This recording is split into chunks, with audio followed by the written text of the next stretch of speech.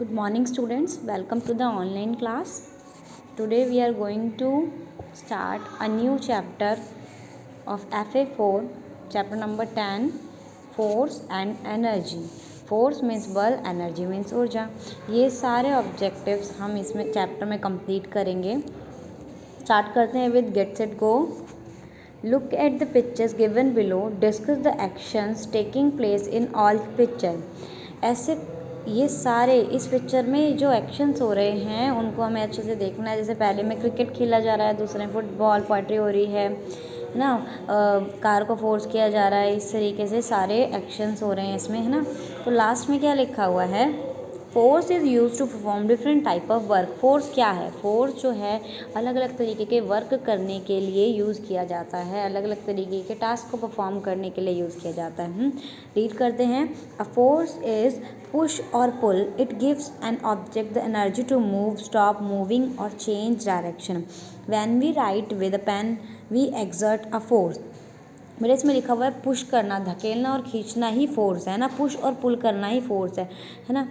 जब हम फोर्स को अप्लाई करते हैं तो क्या होता है? कोई भी ऑब्जेक्ट जो है मूव होता है और स्टॉप होता है या उसकी डायरेक्शन चेंज होती है ना. जैसे कि हम जब अब पेन से लिख रहे हैं तब भी हम फोर्स को अप्लाई कर रहे हैं, एक दबाव डाल रहे हैं ना. उस जो हम दबाव डाल रहे हैं, जब हम पेन से लिख रहे हैं, जो हम दबाव डाल रहे हैं, जो हम एक्सर्ट कर रहे हैं, उसे ही कहेंगे फोर्स, है ना. हम बाईसाइकिल चला रहे हैं, पैडल कर रहे हैं, स्विम कर रहे हैं, है ना. आगे क्या लिखा हुआ है? एक सेकेंड, है ना. तो हम स्विमिंग कर रहे हैं, तो हम इन सभी चीज़ों में फोर्स को अप्लाई करते हैं. We would never be able to do anything without exerting force on them. हम कुछ भी चीज़ को करने में कैपेबल नहीं हैं जब तक कि हम फोर्स उसमें ना लगाएं. हम कुछ भी सुबह से जो भी हम काम शुरू करते हैं, रात में ख़त्म करते हैं, हम हर चीज़ में ज़्यादा या कम फोर्स तो लगाते ही लगाते हैं ना. आगे हम पढ़ेंगे types of force. Types of force में पहला है muscular force. Pushing and pulling objects require muscular force. जब भी हम किसी भी ऑब्जेक्ट को पुश करते हैं या पुल करते हैं उसमें मस्कुलर फोर्स लगता है ना. जो हमारा फिज़िकल फोर्स है ना, जो हमारी मसल्स यूज़ होती है वो हमारे मस्कुलर फोर्स में यूज़ होती है. जैसे कि it is a force apply using physical contact with an object. जब भी हम मस्कुलर फोर्स का यूज़ करते हैं, डायरेक्ट हम फिजिकली कॉन्टैक्ट कर रहे हैं उस ऑब्जेक्ट से. जैसे कि हम किसी भी ऑब्जेक्ट को लिफ्ट कर रहे हैं ना. ये जो हमारी पिक्चर दिख रही है इसमें ये जो है मैन लिफ्ट कर रहा है ना, डायरेक्टली उस ऑब्जेक्ट से कनेक्टेड है, तो फिज़िकल फोर्स लग रहा है, मस्कुलर फोर्स लग रहा है, सॉरी, है ना. और किसी भी चीज़ को क्रैक कर रहे हैं, स्क्रैच कर रहे हैं, बेंड कर रहे हैं, इन सब चीज़ों में मस्कुलर फोर्स लगेगा. आगे नेक्स्ट है हमारा gravitational force. Gravity is a attraction of object toward the earth.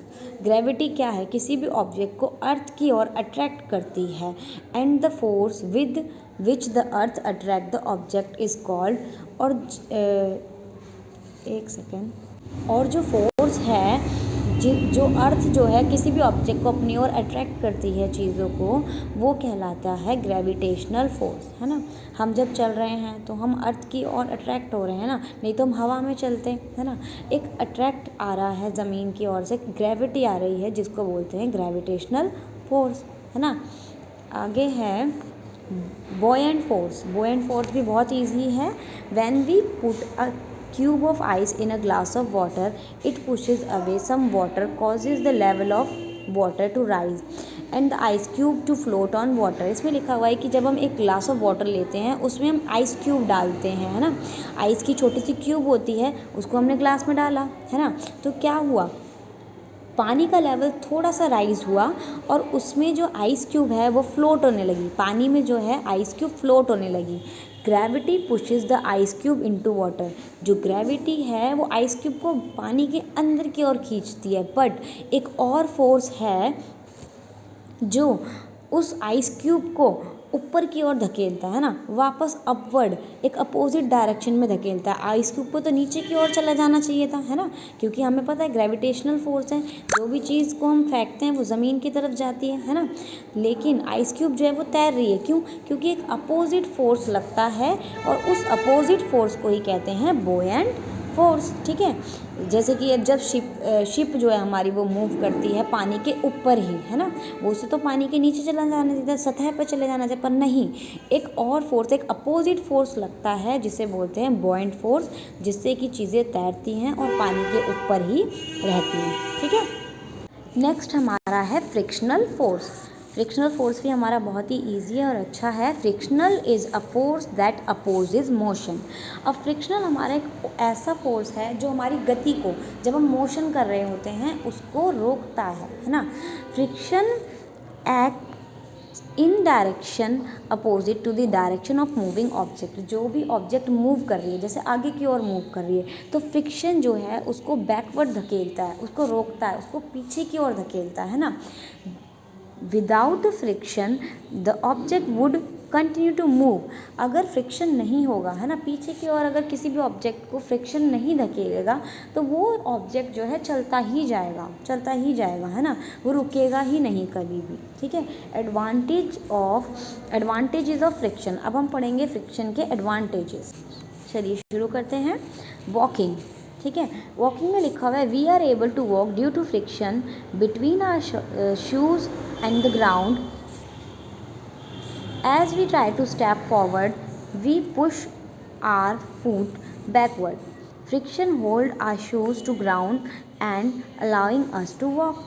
अब जो हम वॉक करते हैं वो भी हम फ्रिक्शन की हेल्प से ही करते हैं, है ना। जैसे कि कैसे, जब हम वॉक करते हैं तो हम अपने पीछे वाले शूज़ को पीछे की ओर धकेलते हैं, तभी तो हम आगे की ओर जाते हैं, मतलब एक फोर्स लगाते हैं पीछे की ओर, है ना, तभी हमारा दूसरा पैर जो है उठ के आगे की ओर जाता है ना।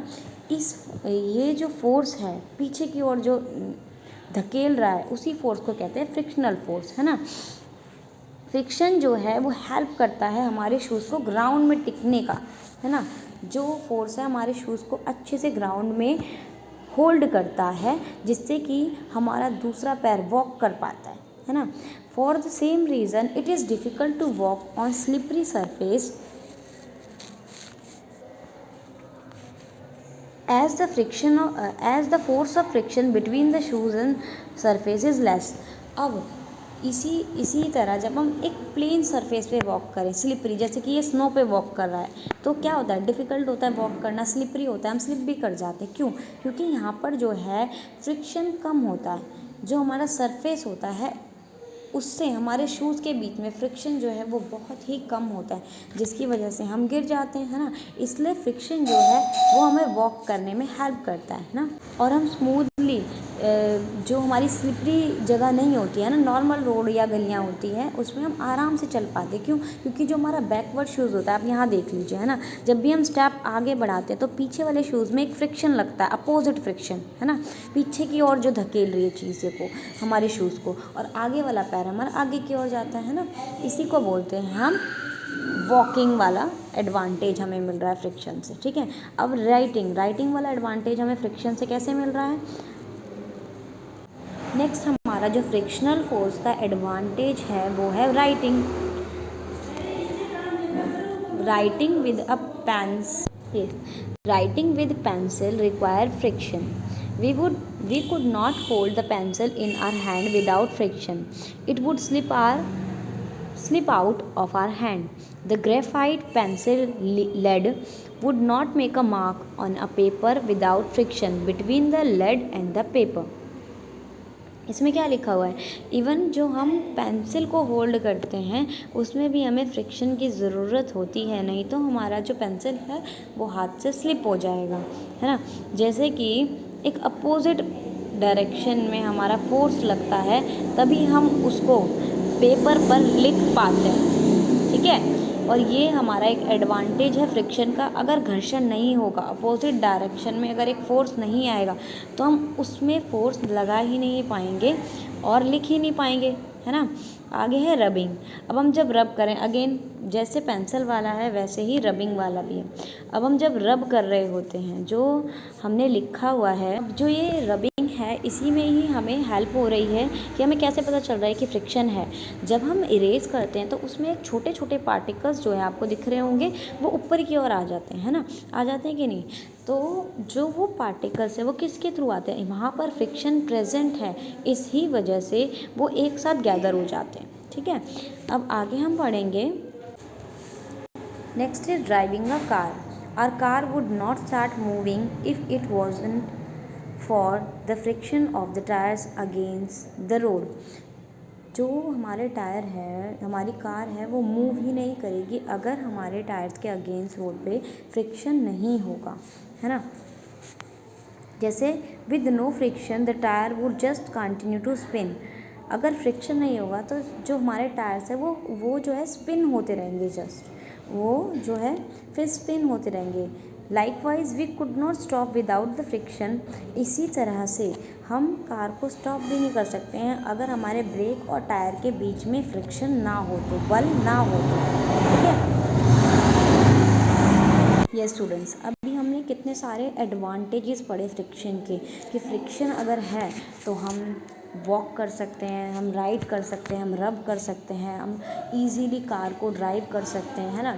लेकिन अगर फ्रिक्शन के एडवांटेजेस हैं तो डिसएडवांटेजेस भी हैं, हानियाँ भी हैं, है ना। तो आगे हमारी जो है फ्रिक्शन के डिसएडवांटेजेस हैं, disadvantages of friction.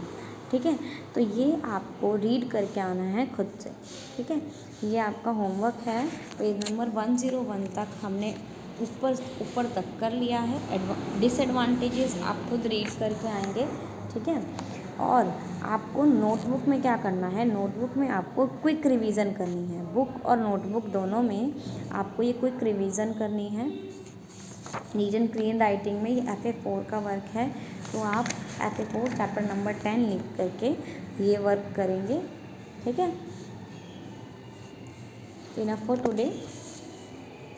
Stay at home, don't go out to play because pollution level is very high, so stay safe. Thank you.